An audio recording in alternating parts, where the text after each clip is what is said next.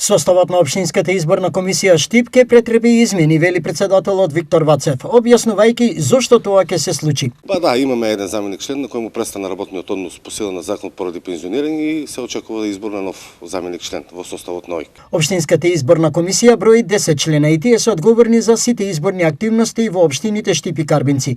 Во моментов комисијата е ангажирана на средување на административно-техничките работи. Во предизборниот период, значи, за комисијата започна со својата работа веднаш после објавувањето на распишувањето на локалните избори и истата работа најпрво на обезбедување на просторни услови, опрема за административна работа, материјално обезбедување на услови, како и опрема со IT.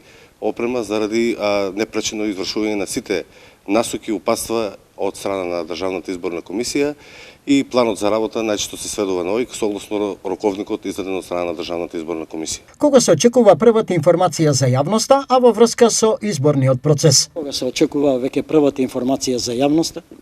Првата информација за јавноста е се уште рано да се каже, значи во тек е рокот за собирање на подписи за кандидирање на независни листи.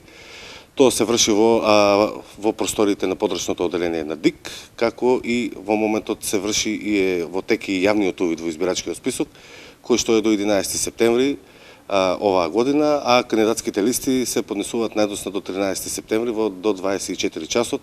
Значи во текот негде на наредната недела можеме да ги имаме и првите некои така по интересни информации за јавноста.